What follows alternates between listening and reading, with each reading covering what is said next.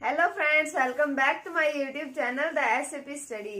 हमने कल शुरू किया था कालीबंगा सभ्यता के बारे में, जिसमें हमने पढ़ा कि कालीबंगा का अर्थ होता है काले रंग की चूड़ियां।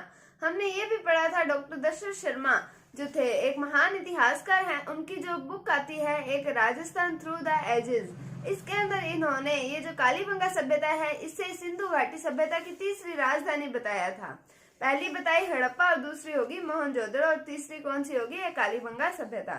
उसके बाद में हमने पढ़ा हड़प्पा कालीन सभ्यता है, सिंधु घाटी सभ्यता के समकालीन सभ्यता थी, और हमने ये भी पढ़ा था कि ये एक शहरी सभ्यता थी। फिर हमने पढ़ा था कि ये जो थी इसके अंदर जो सड़कें थी एक दूसरे को समकोण पर काटती थी, जिसे कहा जाता था ग्रिड शैली या फिर ऑक्सफोर्ड पद्धति। फिर हमने ये भी देखा था कि इसके जो मुख्य द्वार थे, प्रवेश द्वार थे, वो सड़क पर ना खुलकर पीछे गली में खुलते थे। तो ये सब हमने पढ़ा था कल उसके अंदर, किसमें, कालीबंगा सभ्यता के अंदर। आज हम ये पढ़ते हैं कि इस सभ्यता के अंदर हमें महत्वपूर्ण साक्ष्य, प्रमुख साक्ष्य क्या क्या मिले थे उसके बारे में। तो चलिए शुरू करते हैं।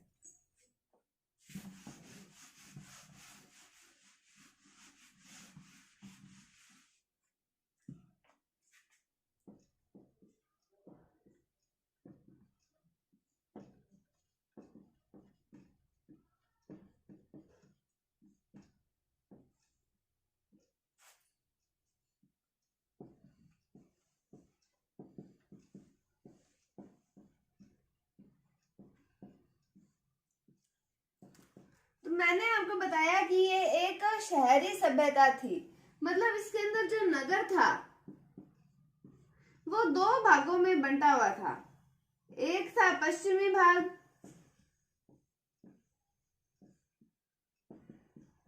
और एक था पूर्वी भाग।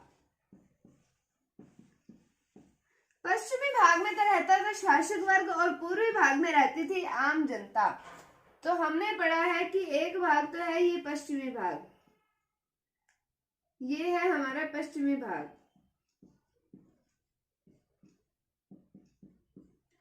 और ये है हमारा पूर्वी भाग। ये पश्चिमी भाग हो गया, ये पूर्वी भाग। इसमें रहता है शासक वर्ग और इसमें रहती है आम जनता। अब जो शासक वर्ग था उसके तो चारों तरफ थी सुरक्षा कवच, ये सुरक्षा वाली दीवार अपने कह सकते हैं वो थी। फिर जो आम जनता थी उसने कहा कि क्यों, हम क्या इंसान नहीं है, हमारे चारों ओर भी सुरक्षा होनी चाहिए। तो यहाँ पर भी सुरक्षात्मक दृष्टि से दीवार का निर्माण किया हुआ था।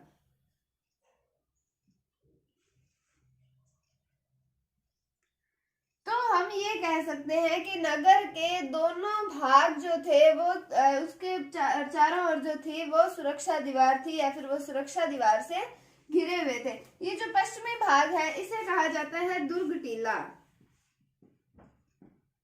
और जो ये पूर्वी भाग है इसे कहा जाता है नगर टीला।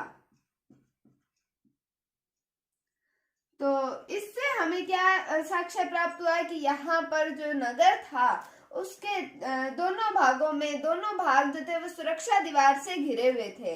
तो हम ये क्या कह सकते हैं कि नगर के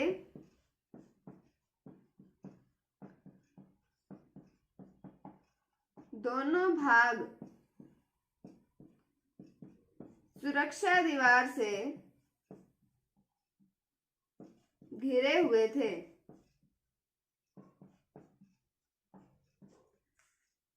तो हमने पढ़ा पहला साक्ष्य क्या है, नगर के दोनों भाग जो है वो सुरक्षा दीवार से घिरे हुए हैं। कैसे कि नगर है दो भागों में बटा हुआ, पश्चिमी भाग और पूर्वी भाग। पश्चिमी भाग में कौन शासन करता है, शासक वर्ग रहता था पश्चिमी भाग के अंदर, और पूर्वी भाग में रहती थी आम जनता। पश्चिमी भाग को कहा जाता था दुर्ग टीला और जो पूर्वी भाग है उसे कहा जाता था नगर टीला। और इससे हमें ये मिला कि नगर के जो दोनों भाग हैं वो सुरक्षा दीवार से घिरे हुए थे। तो पहला साक्ष्य ये मिल गया कि नगर के दोनों भाग जो है वो सुरक्षा दीवार से घिरे हुए हैं। अब अपने पहुंच तो गए नगर के अंदर। अब नगर में क्या होगा, मकान होंगे। तो मकान जो थे वो कच्ची ईंटों से बने हुए थे। मकानों के निर्माण में कच्ची ईंटों का प्रयोग किया गया था, और ये कच्ची ईंटों के प्रयोग के कारण ही इसे दीनहीन की बस्ती भी कहा जाता था। तो इसे कहा क्या कहते हैं, अपने दीनहीन की बस्ती। किस लिए? कच्ची ईंटों से निर्माण करने के कारण किसका? मकानों का निर्माण। नगर में पहुंच गए तो नगर में मकान आएंगे, तो मकानों तक चलते हैं हम और देखते हैं कि मकान कच्ची ईंटों से बने हुए थे।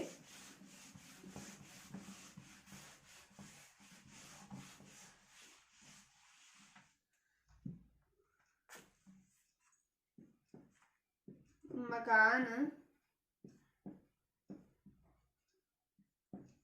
कच्ची ईंटों से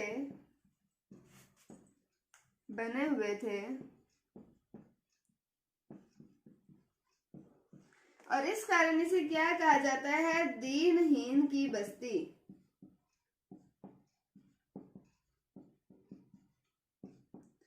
तो अपने कहां से चले थे? नगर से। अपने चले नगर से पहुंचे हम मकान पर, और अब मकान में होगा फर्श। तो अब फर्श का भी हम देखते हैं कि वो जो थे वो अलंकृत ईंटों से बने हुए थे, जो मकान के फर्श थे। अब हम चलते हैं फर्श पर। तो फर्श पर चलते हैं तो मकान के फर्श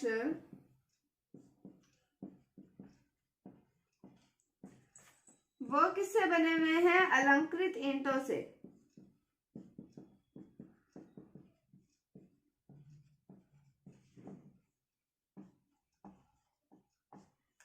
अलंकृत ईंटें मतलब डिजाइन वाली ईंटें। अब डिजाइन वाली कैसे ईंटें? अपने ईंट बनाते हैं। अब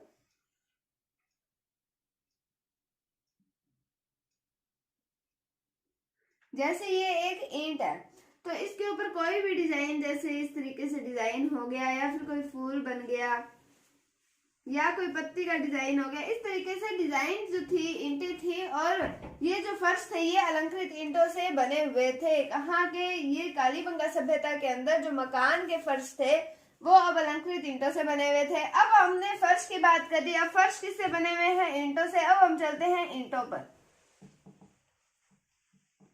अब ईंटों का अनुपात हम देखते हैं कि पहले हम बात करते हैं प्राग हड़प्पा कालीन ईंटों का अनुपात। जो प्राग हड़प्पा कालीन ईंटें हैं उनका अनुपात क्या था? प्राग हड़प्पा कालीन ईंटों का अनुपात था 3:2:1। और जो हड़प्पा कालीन ईंटों की अगर हम बात करें तो हड़प्पा कालीन ईंटों का अनुपात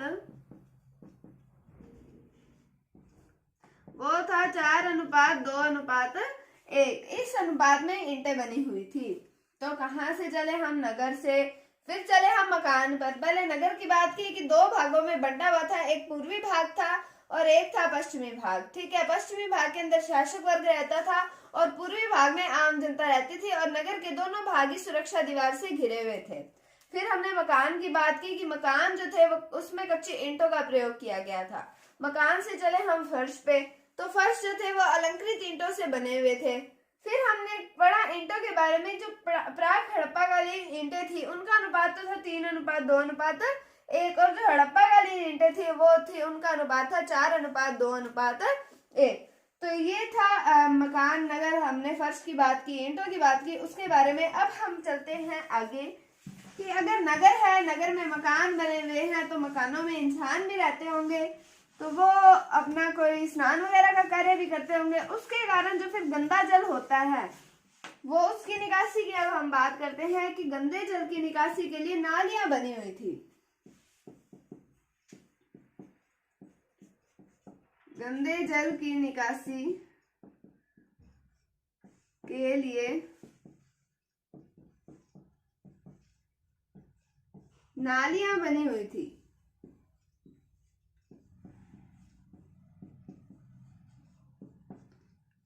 तो नालियां तो बन गई। अब हम वापस नालियों पे चलते हैं कि नालियां अब कैसे बनी थी। ये नालियां बनी हुई थी लकड़ी की।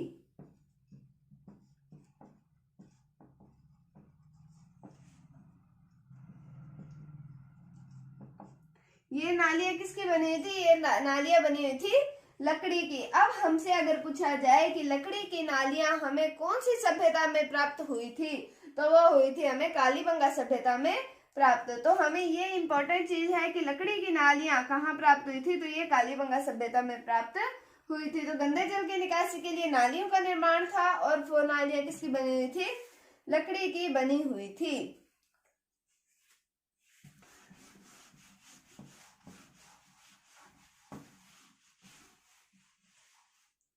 उसके बाद में अब हम चलते हैं मकानों की ओर वापस। अब मकानों में इंसानों को भी तो बिठाएं कि हाँ उनके मकान है, पता तो चले।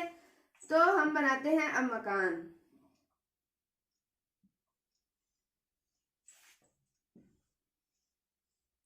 अब इधर तो है सड़क,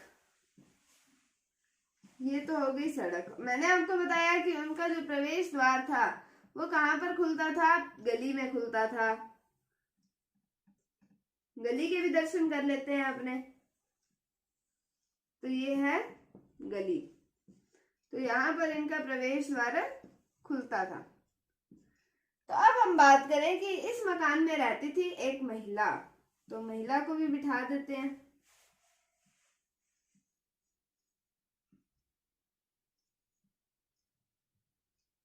ठीक है, और इस मकान में रहते थे एक पुरुष।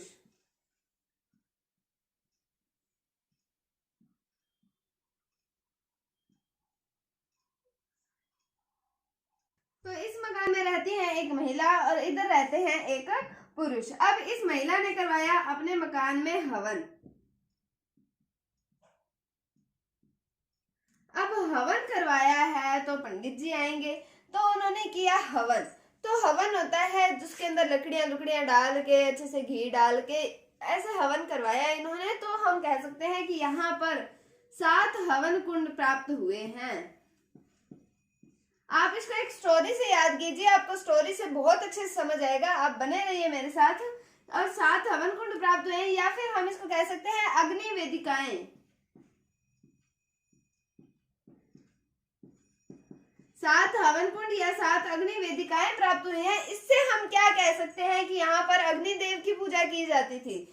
तो कालीबंगा सभ्यता में किसकी पूजा की जाती थी, तो वो आ जाएंगे अग्निदेव की पूजा की जाती थी। तो यहाँ पर 7 हवन कुंड प्राप्त हुए हैं और अग्नि वेदिकाएं। अब हवन करवाया है तो ये अपने पड़ोसियों को भी बुलाएंगे, तो उन्होंने इन्हें भी बुलाया। ये गए वहां पर, हवन हो गया, इनको प्रसाद वगैरह सब दे दिया। बैठे रहे बोर हो रहे थे बेचारे घर पे, क्योंकि ना फोन था ना टीवी थी, इस तरीके का वहां उस समय पे कुछ भी नहीं था। इसलिए फिर ये कहते हैं इनको कि आप यहाँ पर बोर नहीं होते क्या? तो वो कहते हैं अब क्या करें, बैठे रहते, टाइम पास अपना करना ही पड़ता है। ये कहते चलो अपने चलते हैं डिनर पे। डिनर यानी कि रात्रि भोज पे चलते हैं। तो रात्रि भोज पे जब ये गए रात्रि भोज पे, फिर इनके पास आया एक मेन्यू। अब इनमें से सिलेक्ट करो भाई डिशेस, क्या क्या कुछ खाना है। तो इन पुरुष ने इन महिला को दे दिया मेन्यू कि लो जी आप मेन्यू लो और आप इनमें से बताओ कि आप क्या खाओगे। तो उन्होंने मंगाई तंदूरी रोटी। कहते घर पे गेहूं की रोटी खा खा के बोर हो गए, आज खाते हैं अपने तंदूरी रोटी। तो यहाँ से तंदूर प्राप्त हुए हैं। तंदूर प्राप्त हुए हैं, वो भी बेलनाकार तंदूर प्राप्त हुए हैं। और फिर यहाँ पर जब खाना खुना खा लिया तब वेटर आया, जी लो जी बिल पकड़ो, अब आप करो पेमेंट। तो वो देंगे। अब मोहरें, उस समय तो रुपए तो ऐसे होते ही थे, मोहर होती थी, तो मोहर दी थी। तो मोहर हमें वहां से प्राप्त हुई है, वो भी बेलनाकार है। तो हमें बेलनाकार मोहर भी प्राप्त हुई है। ठीक है, उसके बाद में वापिस आ गए जी ये घर पर, वापिस बैक टू होम। पता नहीं अब क्या था खाने के अंदर, ऐसा क्या था। ये दोनों तो चले गए भाई भगवान के पास, स्वर्ग सिधार गए। उसके बाद में अब करना है इनको दफनाने की प्रक्रिया होगी। तो दफनाना है तो भाई बाकी सारे पड़ोस के मोहल्ले वाले कहते हैं कि इनको तो एक ही अपने कब्र में दफना देते हैं, एक ही साथ दफना देते हैं। तो यहाँ पर युग्मित श्वाधान प्राप्त हुए हैं और कब्र प्राप्त हुई है अंडाकार और चिरायु।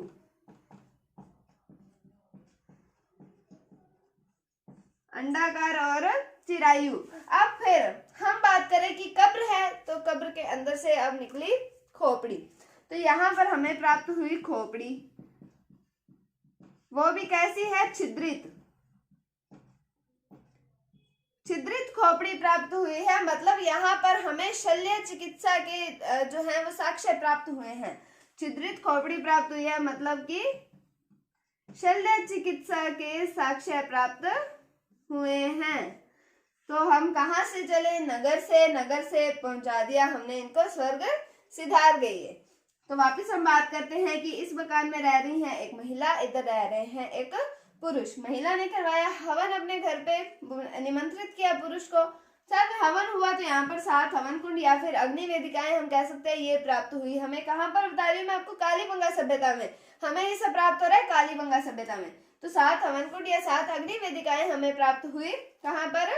ये कालीबंगा सभ्यता में। उसके बाद में ये गए डिनर पे, रात्रि भोज किया, तो हमें बेलनाकार तंदूर प्राप्त हुए, बेलनाकार मोहरें प्राप्त हुई हैं कालीबंगा सभ्यता में।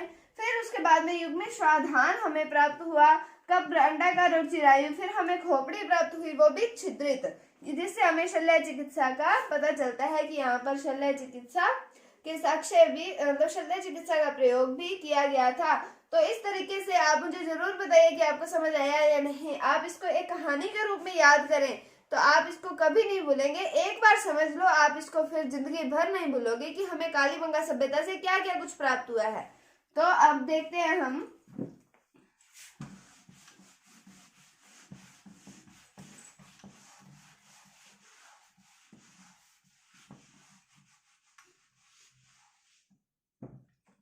तो सबसे पहले हमने बात की कि 7 हवन कुंड या फिर अग्नि वेदियां।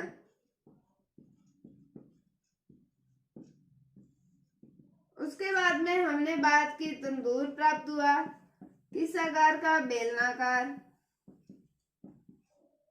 उसके बाद में हमने बात की कि हमें मोहर भी प्राप्त हुई, मोहर भी हमें बेलनाकार प्राप्त हुई। फिर हमें युग्मित स्वाधान,